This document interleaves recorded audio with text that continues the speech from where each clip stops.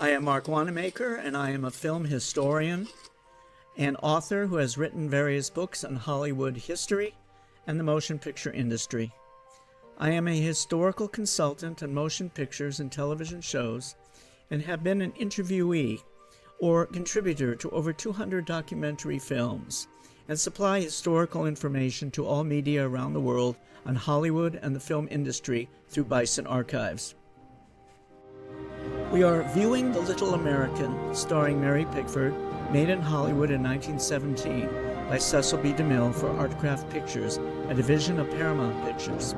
The scenario was written by Jeannie McPherson from her original story with technical assistance from Clarence J. Harris, who at the time served in the Department of the Navy. Here we see Jack Holt playing a half-German and half-American young man named Karl von Ostheim. He is standing outside the family mansion, which is in reality Cecil B. DeMille's own home in the hills of Hollywood. In 1914, a new theme had entered the American film industry, the conflict in Europe and the moral dilemma that Americans might see in films from a distance. At first, the American government was neutral, and a stream of films mined the theme of peace.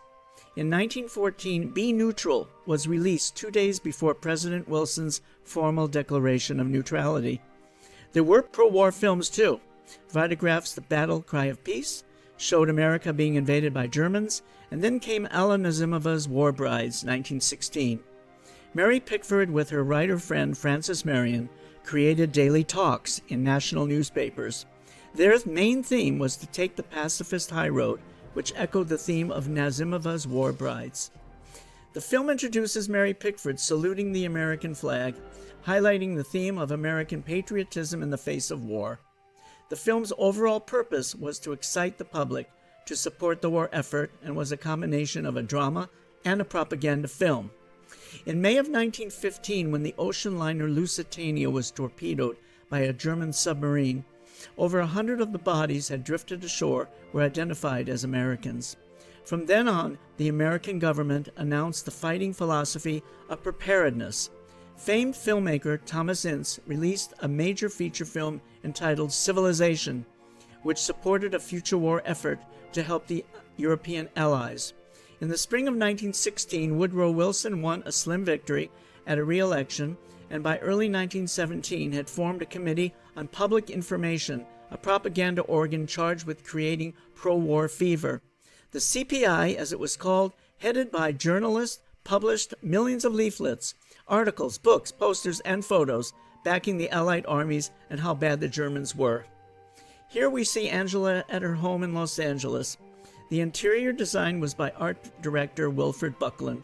He decorated the room with American flags, American flag drapes, and general American flag decor.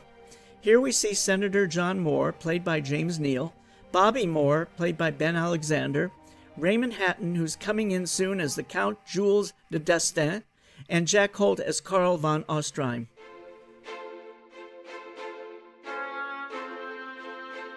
Raymond Hatton, as the Count, was born in 1887 and died in 1971. The son of a physician, Raymond Hatton entered films in 1909, eventually appearing in almost 500 pictures.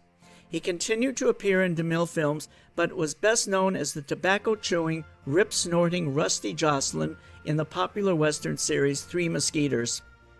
He became a Western character actor and appeared as Johnny Mac Brown's sidekick, and with many other B-Western stars. His last Western was fittingly Requiem for a Gunfighter in 1965. Bobby was played by child actor Nicholas Benton Alexander III, who was born in 1911 and died in 1969. Ben started out as a child actor in 1916. After a number of silent films, he retired from screen work, but came back for the World War I classic All Quiet on the Western Front in 1930, in which Alexander received good notices as an adult actor as Kemmerich, the tragic amputation victim. But he is best remembered for his role as Officer Frank Smith in the Dragnet TV franchise.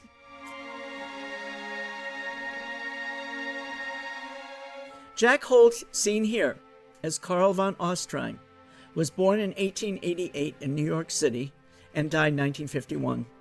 While looking for work as a surveyor in San Francisco in 1914, Holt went to Hollywood and began getting bit parts and stunt jobs in many westerns and serials being made there. Holt soon became a frequent supporting player and then a star in serials. He moved to Paramount Studios in 1917 and became one of the studio's great stars, particularly in a very successful series of westerns based on the novels of Zane Grey. He made a cameo appearance in The Treasure of Sierra Madre in 1948, which starred his son, Tim Holt. Mary Pickford's fame in 1914 drove the marketing of fan magazines, postcards, posters, trading cards, buttons, and photographs, among many other merchandising items. At this time, she was named America's Sweetheart. In December of 1915, with the war just getting worse, Pickford published a column describing the gifts and letters she had received from the war zone and her reaction to them. Shortly thereafter, Pickford's Daily Talks applauded women's efforts in the war zone. The film was shot at the Lasky Studio, which officially was known as the Famous Players Lasky Studio at 6284 Selma Street at Selma and Vine in Hollywood. The studio was the headquarters of Cecil B. DeMille, one of the founders of the company. Cecil B. DeMille was born in 1881 and died in 1959. DeMille was the master of spectacle and the master of the biblical epic.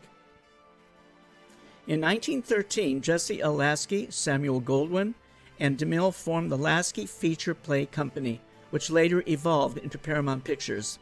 In the next year, they went west to California and produced the successful six-reeler, The Squaw Man, in 1914, which was a very important of historical significance because it was the first feature-length film produced in Hollywood. When America finally entered the Great War, the film industry publicity had been dominated by war news films, propaganda films made by European film companies, and some American films already using the war for their plots. The Little Americans plot tells the story of a young woman who gets caught up in the European conflict. Studio heads Jesse Lasky and Adolf Zukor wanted to make a patriotic film to help the war effort. Producer Lasky wrote a letter to Cecil B. DeMille dated March 5, 1917, that the proposed film, The Little American, should endeavor to arouse a patriotic spirit, the spirit of preparedness with American girlhood and womanhood, end of quote. Pickford was the first perfect star for this film. The Little American's message was to show Americans what they thought was happening on the front. The movie would show German atrocities using America's sweetheart as an eyewitness and a near victim. Pickford's Angela, her character, was a symbol of America itself. Good, kind, and fair. She tries to remain impartial in the face of mounting horrors until German atrocities compel her to join the war. The writers Jeannie McPherson, who was the principal writer for DeMille, Cecil B. DeMille, and Clarence J. Harris, selected a German-American lover for Angela, Carl, played by Jack Holt. Scene was a curious and potentially risky move. Anti-German sentiment in the United States was not as strong as it would later become. However, this choice sent a clear message to a nation of immigrants who may have felt divided loyalties. Jeannie McPherson, the writer of this, was born in 1886 and died in 1946 in Los Angeles, California. Her stage experience began when she got the lead in a school play and was awarded a gold medal by the Chicago Musical College. She made her professional debut in the musical show Havana, and then as part of William C. DeMille's Strongheart. During her years as an actress, Jeannie worked with Florence Lawrence and Mary Pickford. She later was given her own unit at Universal and wrote and directed as well as acted in two reelers. After leaving Universal, she was signed by Cecil B. DeMille as a writer. She also was credited as the principal writer for DeMille from 1915 to 1948. When The Little American began production, Mary Pickford became a symbol of American support for the European war effort. Just imagine the outcry if Mary Pickford had been aboard the Lusitania. What better wartime propaganda than to restage that event with Mary at its center? The film compresses all of the anti-German sentiment and xenophobia in America into a tale of spectacular improbability. The film was planned as war clouds thickened, and with DeMille's luck, it was ready to go into production just after America declared war on Germany. When the film was released, Mary Pickford threw herself in helping support for the American Red Cross and all the armed services, becoming the symbol of American resolve. Hence, this secret message that's given to Karl from people in Germany expecting him to return to fight, because it says on that card in German, obey. And if you notice what they're saying, they're mentioning war.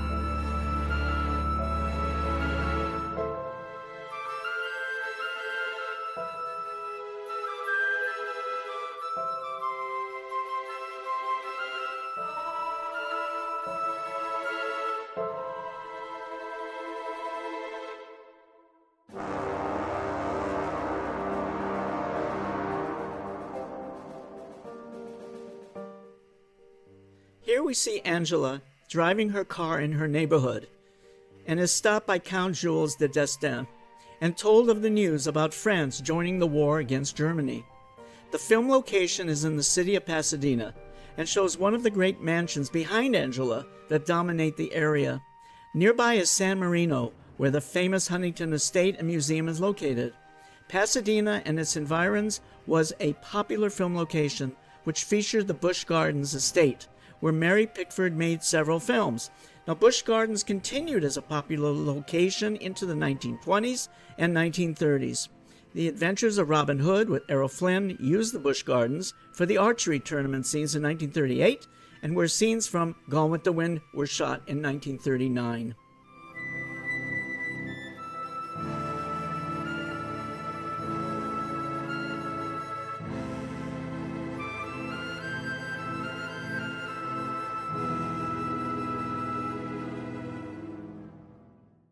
In April of 1917, the United States entered the war on the Allied side, following Germany's resumption of unrestricted submarine warfare against Atlantic shipping. Later that year, the Bolsheviks seized power in the Russian October Revolution, and Soviet Russia signed an armistice with the Central Powers in December, followed by a separate peace in March of 1918. That month, Germany launched an offensive in the West, which, despite initial successes, left the German army exhausted and demoralized. A successful Allied counteroffensive from August 1918 caused the collapse of the German front line. By early November, Bulgaria, the Ottoman Empire, and Austria-Hungary had each signed armistices with the Allies, leaving Germany isolated. Facing a revolution at home, Kaiser Wilhelm II abdicated on the 9th of November, and the war ended with the armistice of 11th of November 1918.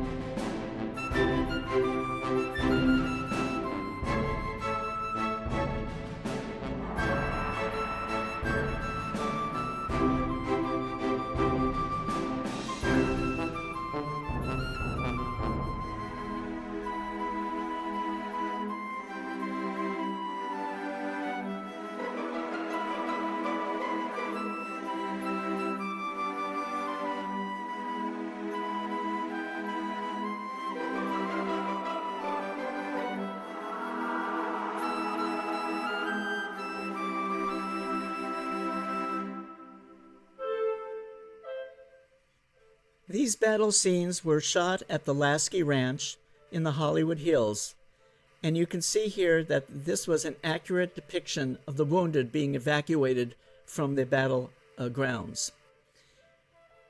We see here that Count Jules Destin, who we met earlier, Raymond Hatton, is gravely wounded.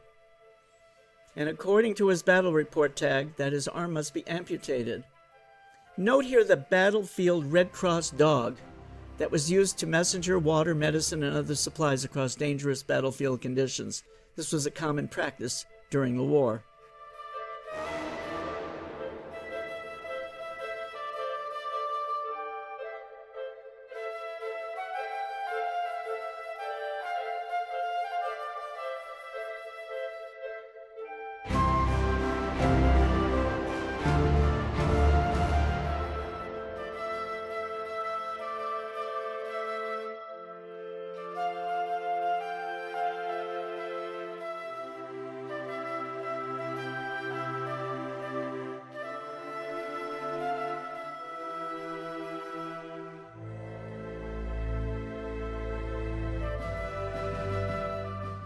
On the German front, we see Karl receiving the letter from Angela, where she mentions that she is coming to France on the ocean liner, the Ventania.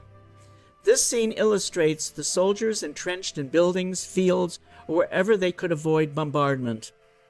By this time, the war was in a state of stalemate, with one side taking some territory and the other withdrawing, and vice versa. The trench warfare started in September of 1914, and over the next 2.5 years, not much happened to merit a victory for either side. It wasn't until April 6, 1917, when America entered the war, that some progress was made to end the carnage.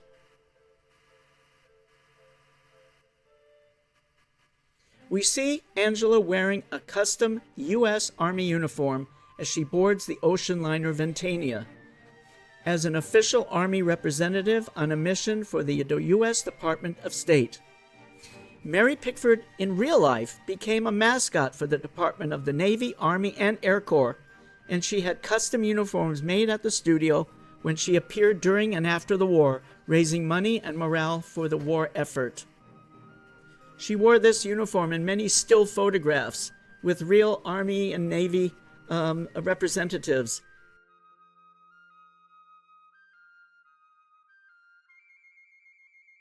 In the interior of the German Navy headquarters, when the Little American began production, Mary Pickford became a symbol of American support for the European war effort. Just imagine the outcry if Mary Pickford had been aboard the Lusitania. What better wartime propaganda than to restage the event with Mary at its center? The film was ready to go into production just after America declared war on Germany. And in this scene was critical. This is the orders to sink any of the shipping. The ocean liner Veritania is docked at San Pedro Harbor and doubled as the Lusitania. The Lusitania was a British ocean liner that was torpedoed by a German U-boat on May 7, 1915, off the southern coast of Ireland. The ship sank in less than 20 minutes, killing 1,198 people, including 128 U.S. citizens. The sinking contributed indirectly to the entry of the United States into World War I. The sinking led to a wave of indignation in the United States. A recreation of this German U-boat at the Lasky studio was designed and built by Lasky Art Department, headed by Wilfred Buckland, with use of the Lasky Research Library in the planning and construction.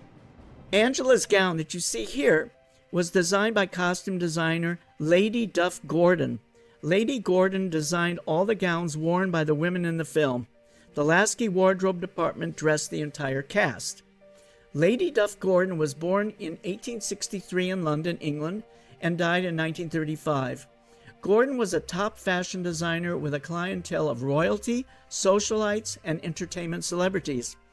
Her firm, Lucille Limited, flourished from the turn of the century into the 20s, when she costumed the operetta The Merry Widow on the London stage in 1907, the Ziegfeld Follies revues from 1915 to 1921 on Broadway, and such early silent films as The Perils of Pauline in 1914 and For D.W. Griffith in Way Down East in 1920. Interestingly, she was the sister of novelist-screenwriter Eleanor Glynn. And get this, Lady Duff Gordon was a survivor of the real Titanic disaster in 1912.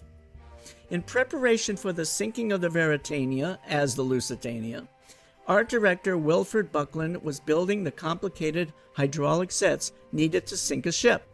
The Little American's highlight would be DeMille's recreation of the torpedoing of the ocean liner on film. A major rumble occurs, the ship lists, panic erupts with the first rush of water. DeMille's niece, Agnes DeMille, was on the set when this scene was shot. She recalled, quote, "The slowly tilting floor was cantilevered up in an extraordinary engineering operation. The set had been built in the Lasky studio water tank and pool and filled with water that could be manipulated by machinery in the stage. I saw Mary Pickford without a life belt swimming desperately," end of quote. In a review of the film in July of 1917 in the Philadelphia Evening Ledger, it was said, "Wild scenes enacted in studio liner for new Pickford film. What is said to be the largest and most spectacular scene ever in motion pictures, which depicts the luxurious ballroom of the Lusitania when the famous liner was torpedoed. The set, built in a water tank measuring 50 by 100 feet, shows the ballroom with all its elaborate furnishings and crowded with fashionable people. At the command of Cecil B. DeMille, 10 cameramen began to grind their cameras. A large orchestra began to play, and soon Mary Pickford could be seen in the middle of the festivities. Shortly thereafter, an explosion rocks the set, and immediately one side of the entire floor began to sink into gushing water. Waist-high waters started floating all the furniture, with the extras splashing around in panic. After the scene was shot and finished, the floor rose above the waterline, and the extras, including Mary Pickford, could leave the set to dry off. The film's dramatic centerpiece was this recreation of the sinking of the Lusitania, which was shot on this tilting set. With the frantic survivors, they had to shoot these scenes in the San Pedro Harbor. The survivors could be illuminated only by searchlights. So DeMille wrote about that scene. For the scene of the sinking of the Lusitania, we built almost an entire deck of an ocean liner and mechanically tipped it so that the passengers were seen actually slipping into the water. It pained Mary Pickford to wear a $400 dress, splashing around in the waters of San Pedro Harbor. I think the ruination of that dress pained her more than the immersion in the chilly waters, DeMille said.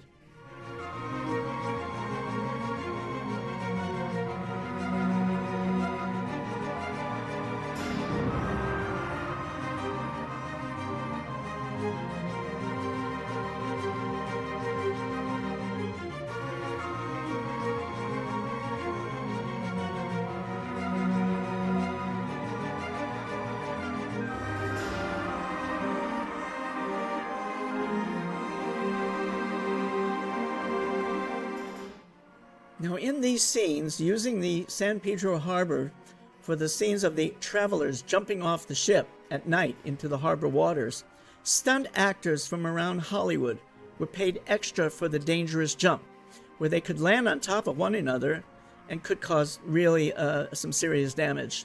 The scene had to be planned and choreographed so there would not be any accidents.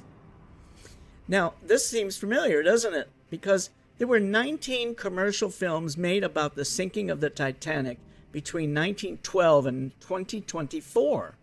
The three that most filmmakers are familiar with, of course, Titanic in 1953, A Night to Remember in 1958, and Titanic in 1997, starring Leonardo DiCaprio. When the film was released in July, advertisements used this spectacular scene in selling of the picture.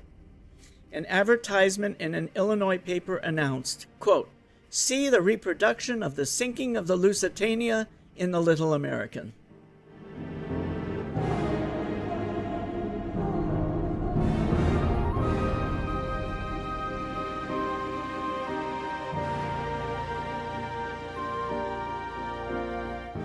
Now, Mary Pickford is actually in a life jacket in the water, and she will be seen being pulled up onto this this pontoon kind of platform.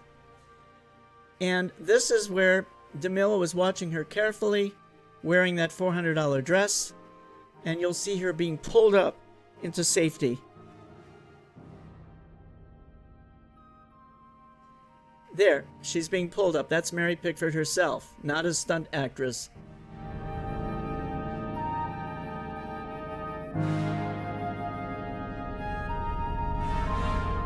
The stunt actors also had to know how to swim, but not just swim.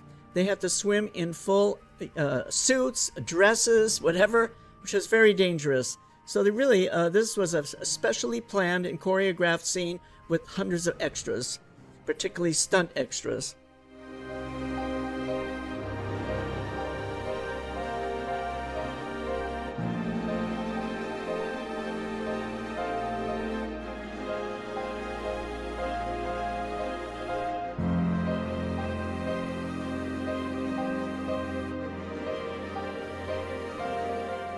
In this scene here, Angela addresses the captain of the U-boat and yells at him, "I'm an American. You have attacked a ship with Americans on it." And his reaction pretty much is, "Never mind."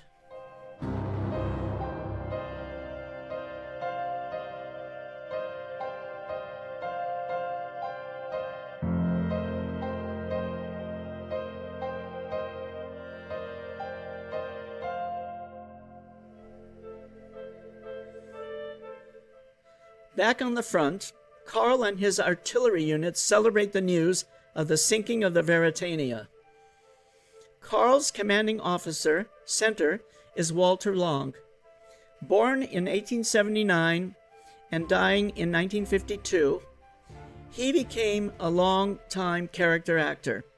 Early in his career, Walter Long was married to Lorraine Huntley, an actress for D.W. Griffith's stock company. Huntley and Long performed together in several of Griffith's films, including Traffic in Souls in 1913 and Intolerance 1916. Despite his mean, tough guy appearance on film, he was reported to be one of the warmest, nicest people in the business. He is now best remembered as a scowling comic villain in several Stan Laurel and Oliver Hardy films. Overall, Long distinguished himself in over 200 feature films from 1910 to 1950.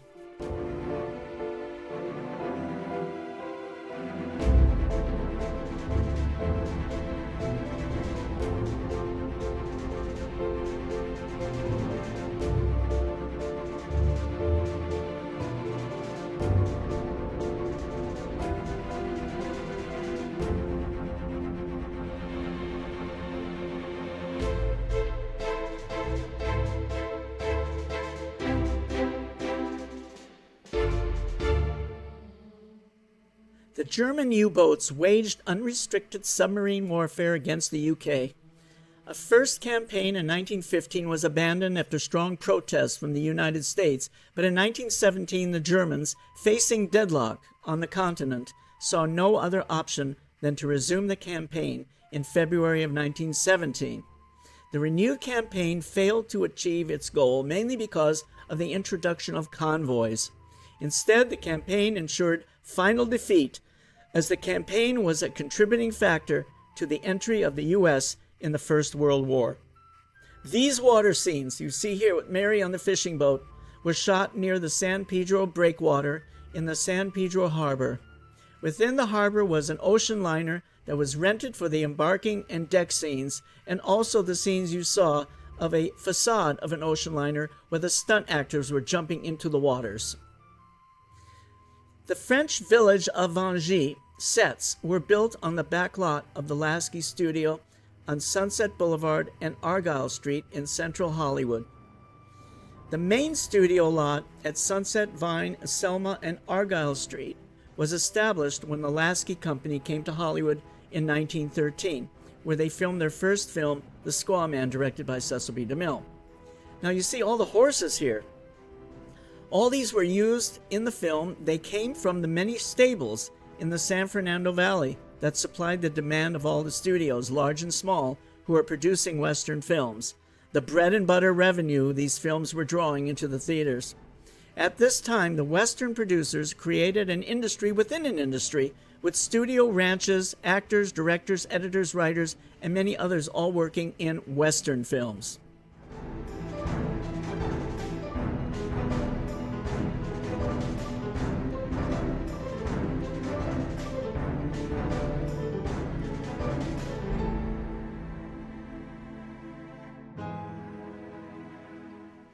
The chateau set that we'll be seeing a lot of was built at the Lasky Ranch in the Hollywood Hills.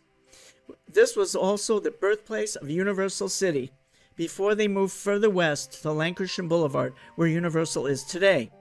The Lasky Ranch, which was also known as the Providencia Rancho, was used for the battle scenes, using the U.S. Army actually appearing in the film. The interiors of the chateau were built by Wilfred Buckland at the Lasky Studio on Vine Street in Hollywood. Here we see Angela entering the chateau and entering into the interior that included authentic antique furniture, bronzes, and paintings mixed together with props from the Lasky property department. Wilfred Buckland, the production designer, was born in 1866 and died in 1946 at Hollywood, California. He was an art director and a designer from the New York stage, primarily for David Belasco, and became the first genuine art director in Hollywood. After working on The Squaw Man in 1914, he became a regular collaborator of Cecil B. DeMille and cameraman Alvin Wyckoff. Under contract to Jesse Lasky from 1914 to 1920 at Famous Players Lasky, he pioneered artificial lighting and controlled use of shadows. He was also first to use real furniture in his sets, and his crowning achievement was the massive castle he created for Douglas Fairbanks' Robin Hood in 1922. Here she meets the three staff members, the three maids, and in the middle is Colleen Moore. Colleen Moore was born in 1899 and died in 1988. In 1917, Colleen's uncle, Walter Howie, was the editor of the Chicago Tribune and had helped D.W. Griffith publicize his films, The Birth of a Nation, 1915, and Intolerance, 1916. Knowing of his niece's acting aspirations, Hovey asked Griffith to help her get a start in the motion picture industry. No sooner had she arrived in Hollywood than she found herself playing in 5 films that year. The Savage was her first, 1917, and The Little American, also in 1917, being the second film she did. Her first starring role was Little Orphan Annie in 1918 at the Fox Studio. She also starred in westerns opposite Tom Mix, but the movie that defined her as a flapper was the classic Flaming Youth, 1923. By 1927, she was a top-drawer actress in Hollywood films. Intercut with these battery sequences in the village, they used authentic newsreel footage also to give it some more authenticity. The artillery fire was using, of course, mortar cannon, and a lot of this was studio-made and also real mortar cannon. Carl is the captain of this mortar unit. The French artillery, commanded by Count Jules de Destin, Raymond Hatton, are the French authentic howitzer cannons borrowed from the War Department. In April 17, the United States entered the war on the Allied side, following Germany's resumption of unrestricted submarine warfare against Atlantic shipping.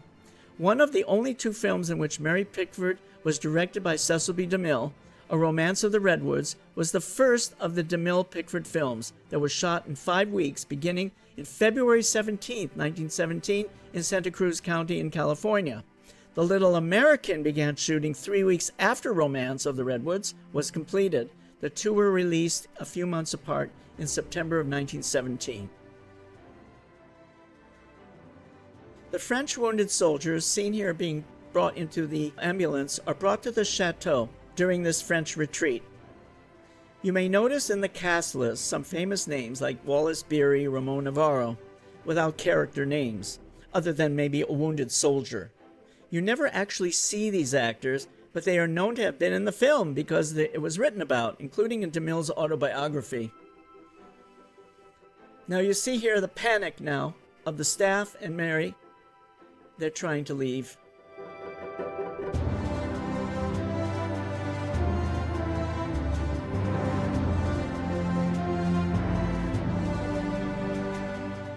Angela here is asked by the commander if they could, of course, put the wounded soldiers in the chateau, and she says yes.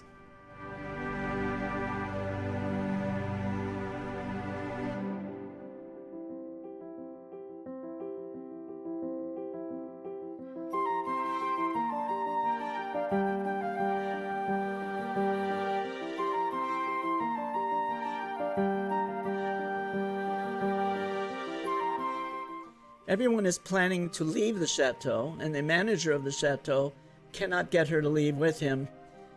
But he leaves, and Mary decides to stay, because remember, Mary is America's sweetheart and representing America, and she will, of course, help the wounded.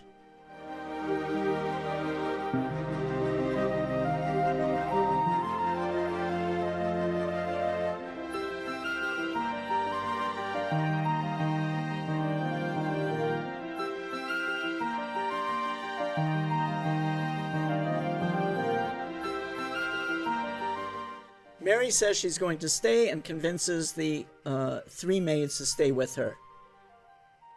That's Colleen Moore right in the middle, right by Mary.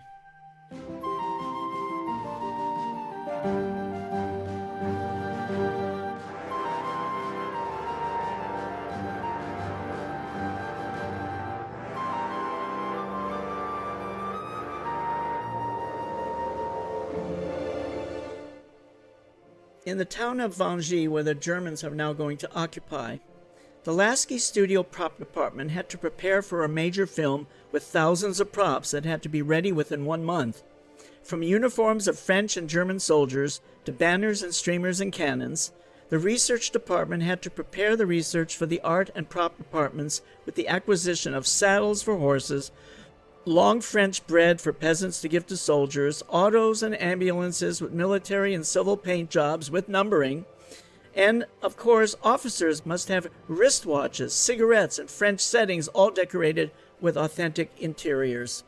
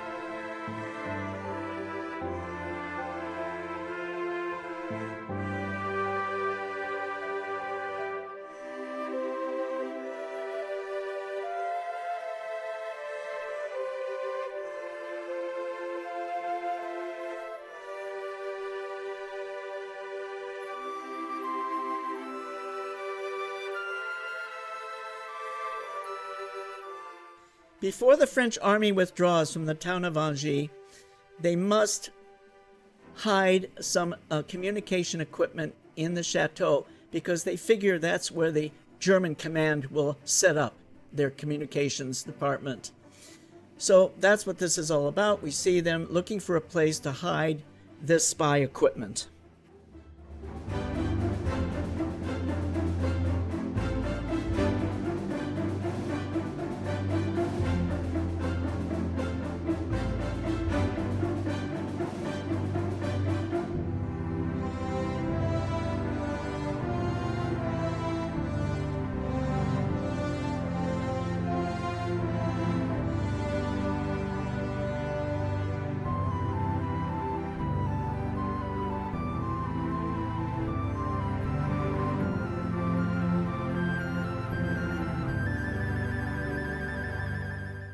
The Count introduces the spy that will pose as a butler, but if something happens to him, he's saying to her that she must continue to give the instructions to the, of course, the batteries, the French batteries.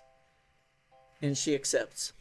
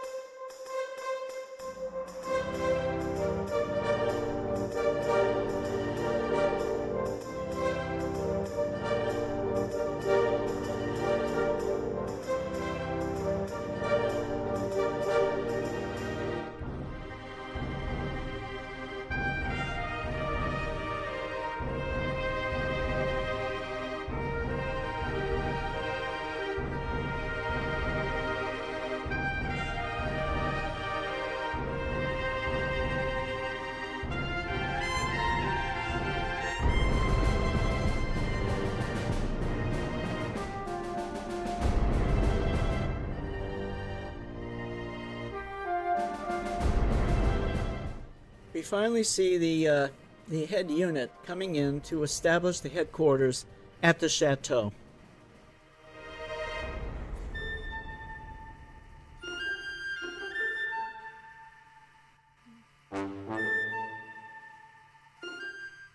The lighting in these various interior scenes creates this dark mood that cinematographer Alvin Wyckoff was known for.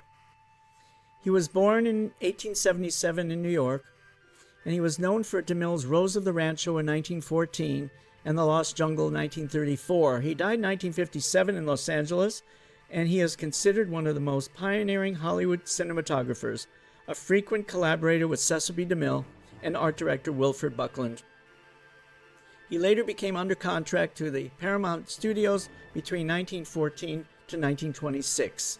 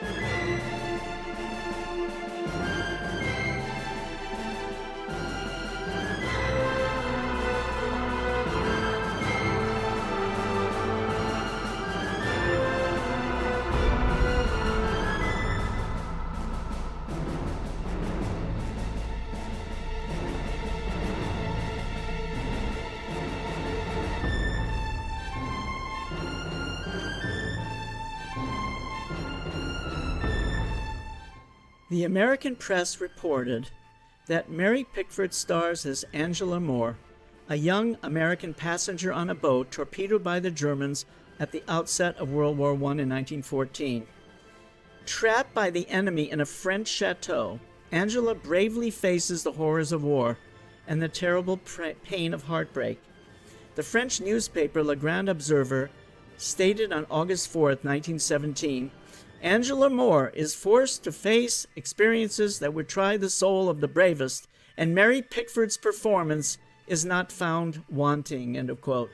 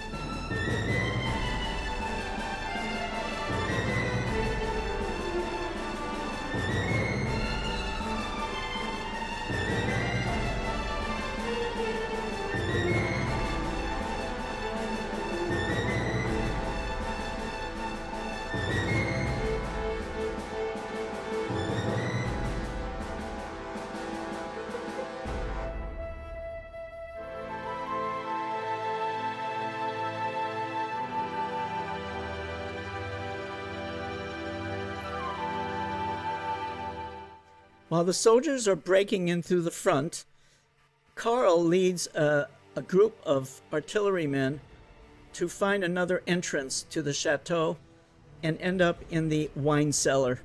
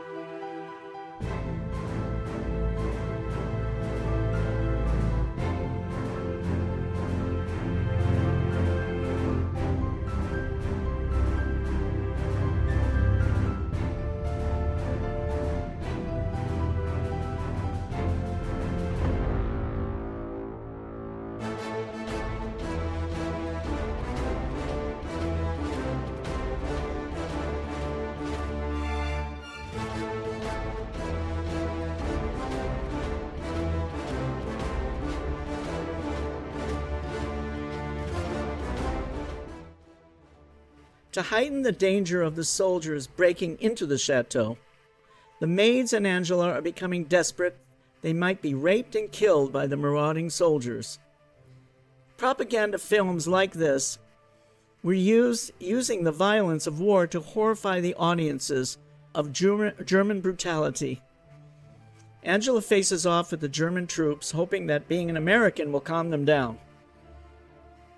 But she finds herself humiliated and threatened by the soldiers anyway. So here we see Angela holding up the American flag in the hope that the soldiers will leave her alone. These scenes in the chateau by the German troops wrecking the chateau and threatening the staff were to make audiences angry. The producers hope to use these scenes by Allied propaganda as a recruiting tool.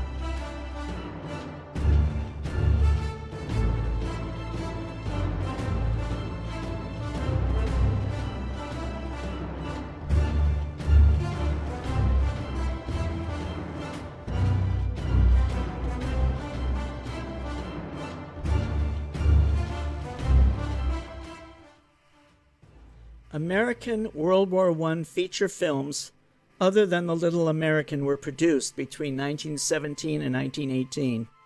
The famed director D.W. Griffith made Hearts of the World in 1918 about a young French couple that were torn apart during the war. Warner Brothers made My 4 Years in Germany in 1918 about the life of James W. Gerard, the U.S. ambassador to Germany, and Charlie Chaplin made Shoulder Arms about a doughboy on the Western Front.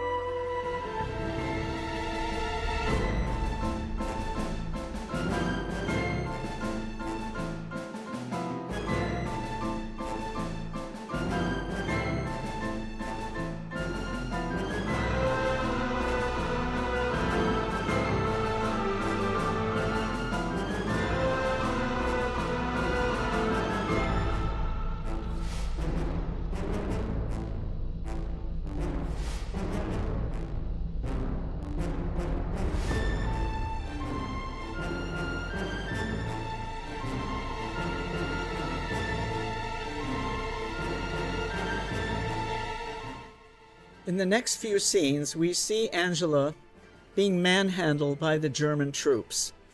This, of course, is manhandling America's sweetheart. Remember, she is the icon of America, freedom, etc., and she is being manhandled. So this is, of course, again, to make audiences just horrified that they could do this to, quote, Mary Pickford.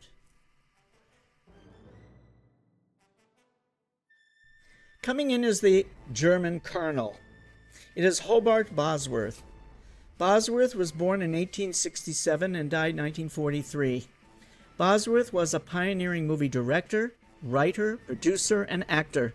He became a stage star in the late 19th century, and by 1909 signed up with the Selig Polyscope Company of Chicago, the first film studio in Los Angeles. In 1913, he formed his own company, building a Los Angeles studio on North Occidental Boulevard, where it still exists today. Subsequently, Bosworth Inc. was absorbed by Paramount in 1916. Bosworth signed with Universal as an independent producer and made several features there. Altogether, Hobart Bosworth acted in over 250 movies from 1909 to 1942.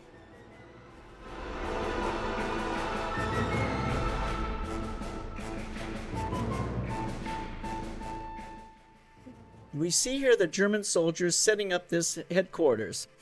And the property department, of course, supplied all this real communication equipment, all research in the Lasky Research Library, and of course the antique furniture and decoration.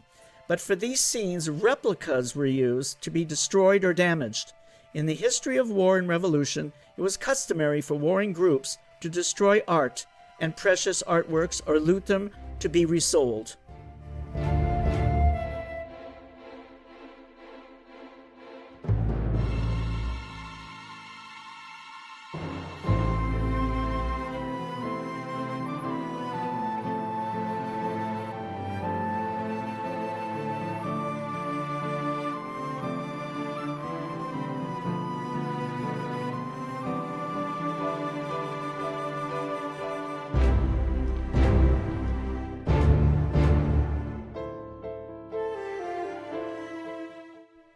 Now these scenes again show America's sweetheart being humiliated by being ordered to take off the colonel's boots and dry them.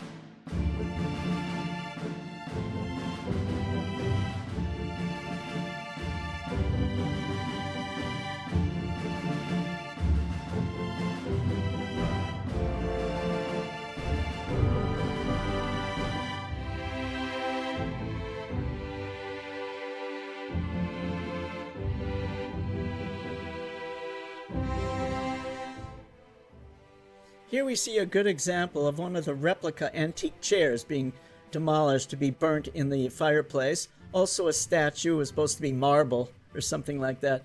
These were the items, of course, that were used to be destroyed.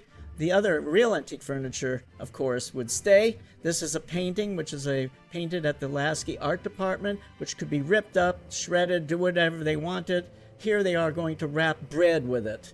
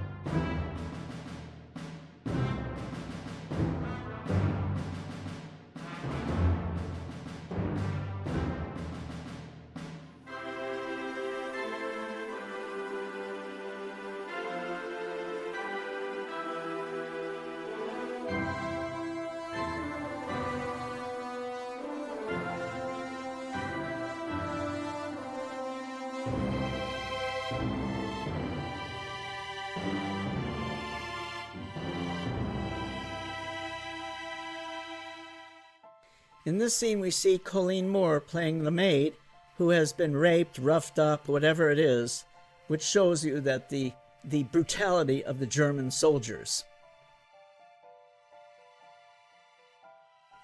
And in this scene here, Carl is escorting Angela to her room, and watch now his melodramatic acting.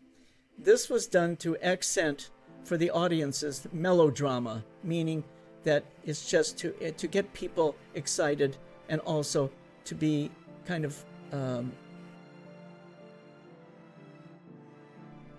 to get people angry about how the innocent was treated. So you'll look at his movements, which there it is. There is emoting anguish. This was done in the 19th century stage, but eventually actors in films stopped doing this kind of thing, and really it was their faces that showed the anguish.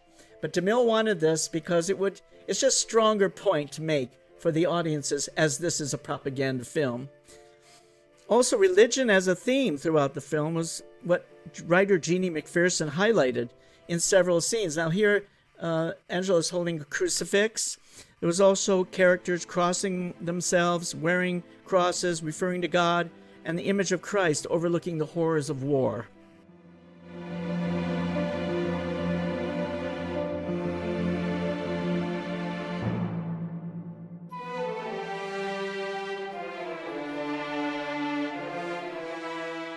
By the time the film was released, America was in the war. The film stood out as a propaganda film to encourage Americans to enlist in the war effort. In order to make a strong point about German atrocities, the colonel orders the execution of the villagers, which amped up audience anger at injustice. DeMille's crafting this propaganda effect by carefully calculating many details of the production by designing the titles to attract storms of applause in the theaters.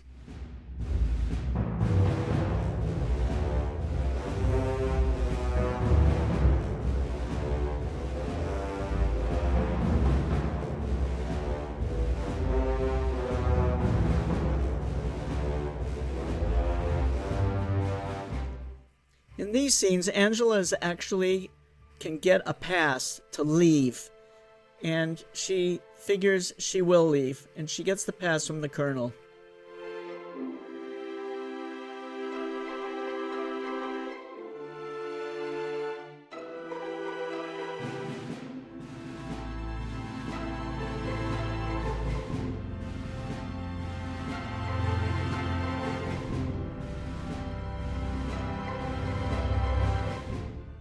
But on her way out, she sees the reality of war and realizes that the villagers are going to be executed and she can't do anything about it.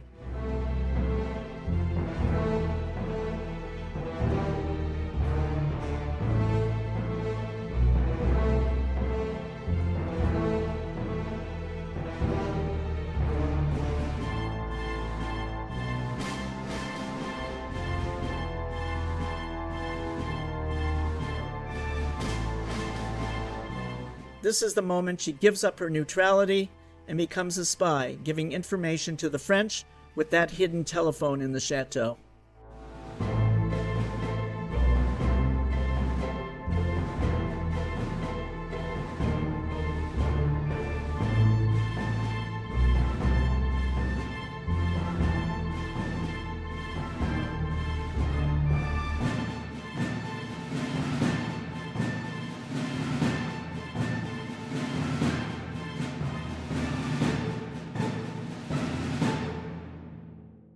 The battlefield scenes of the batteries and all were all shot at the Lasky Ranch, with the U.S. Army equipment and personnel appearing in the film for authenticity.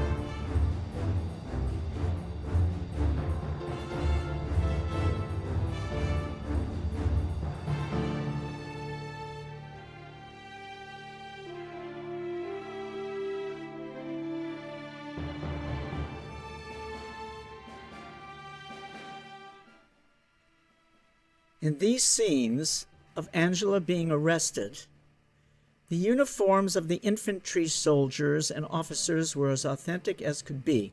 We get a good look at them now up close. All the German and French uniforms seen in the film were carefully researched in the Lasky Research Department. Every costume company and other studio costume departments in Southern California were sourced. Universal had the largest costume department at the time, and some of the uniforms were rented from them. What could be found there were made at the Lasky costume department when needed.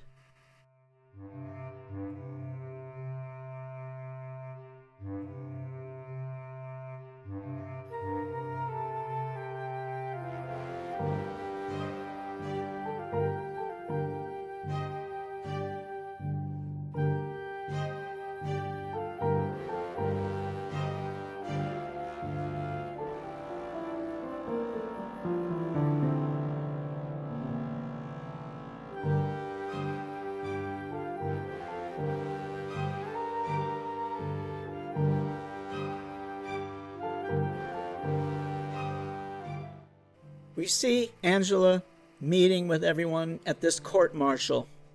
Angela confesses to being the spy and says that she was neutral at one time, but now, after seeing the executions of innocent people, joined the fight against the Germans. We see Angela's character ready to sacrifice her life for the cause of the Allies. Writer Jeannie McPherson received a letter from Lieutenant J. Douglas of the Louisiana Cavalry. Quote, "We have placed a recruiting officer outside of the theater where the Little American is being shown, and grab any young men who come out after seeing the wonderful play. I don't know how soon we're going to the front," he says, "but if we ever reach the firing line, I wish just before going into battle we could show the Little American to our boys, for I know they will be in the right frame of mind to charge all the way up to Wilhelm's Castle in Berlin. That story of yours has furnished the most opportune and inspiring play I have seen in years." End of quote. By August of 1917, more reviews were published, mostly in praise of the film and what it represented. In the Des Moines Evening Tribune, reviewer Dorothy Day wrote, quote, "Beastly side of war brought home in Pickford film. The Little American shows up atrocities practiced by Germans. Thousands flocked to see Pickford and forgot her, and sat spellbound as the events of the plot enrolled before them to the climax where the young German officer Karl renounces his emperor, and he is sentenced to be shot as a traitor, together with Angela, who is a convicted spy. The Little American should do more for recruiting than any other patriotic film yet produced." End of quote.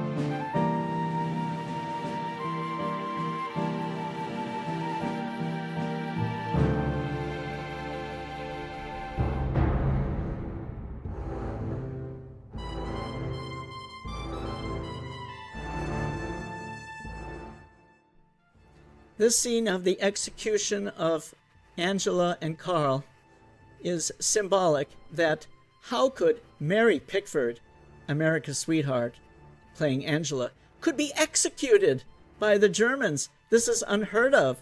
But of course, Providence will play a great role in this scene.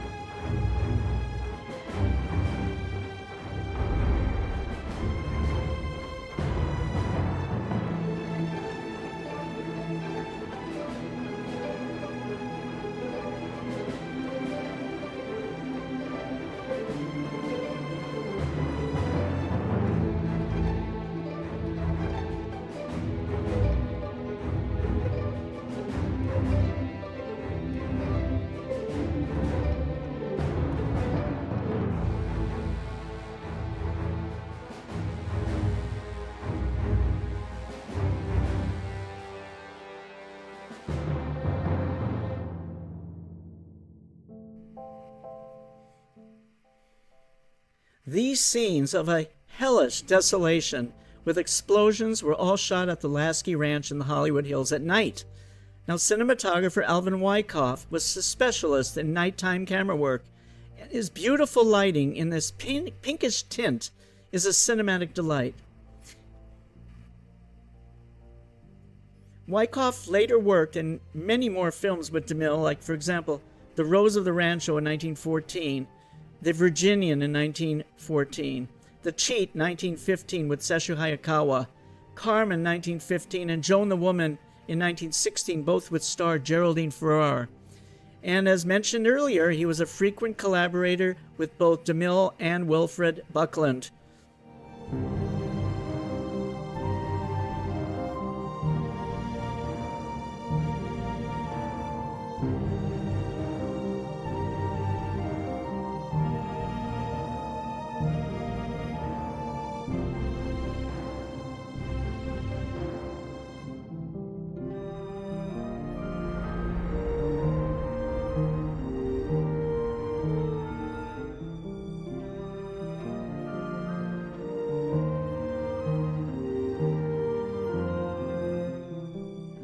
This scene of the couple taking shelter under the statue of Jesus Christ in a bombed-out church highlighted the religious aspects underlying the moral issues of the film. Sometime in July of 1917, only 2.5 months since the United States entered the war, the Chicago Board of Censors initially blocked exhibition of the film, calling it anti-German and suggesting that showing it could cause a riot. Artcraft challenged the Board of State Court, and after a jury trial and several appeals, the film was finally shown in Chicago. In May of 1917, a month before The Little American opened, Pickford made news by participating in the government's first Liberty Loan drive, purchasing $100,000 worth of bonds. Mary said that, quote, "Considering that thousands of our boys will give their lives for their country, surely the least we can do is to furnish them with food, clothing, and ammunition. I myself am placing all my available cash in the Liberty Loan," quote. From then on, Mary Pickford appeared alongside her friends Charlie Chaplin, Douglas Fairbanks, and others to raise morale on the home front and obtain funds for the Red Cross. The Little American was one of these first films to seriously deal with American involvement in the conflict.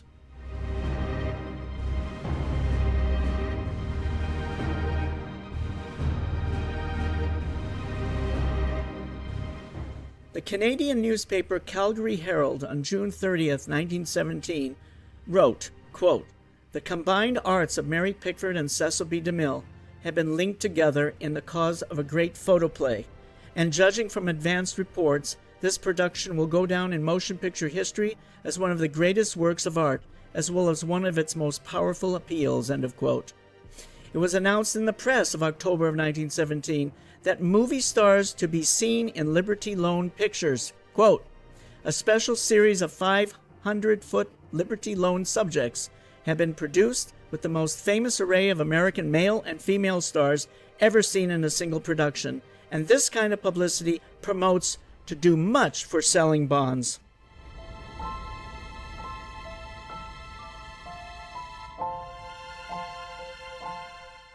By early 1918, the United States had been a combatant in World War I for a year, and Pickford was on a mission to sell war bonds for the government.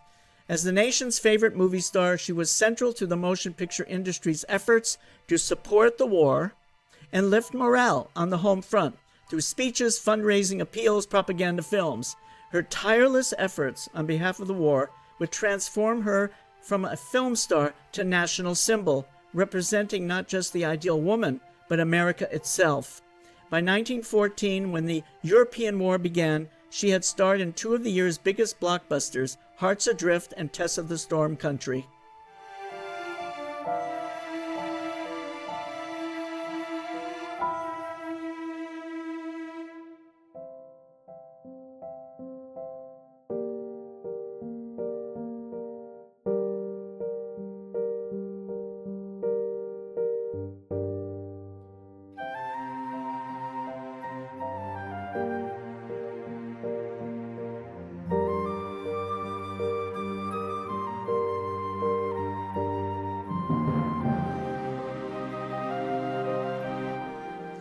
The Little American was a tremendous hit, costing $166,949, with Mary Pickford's salary of $86,666 included, earned $446,236 for a net profit after all costs in the $140,000 range.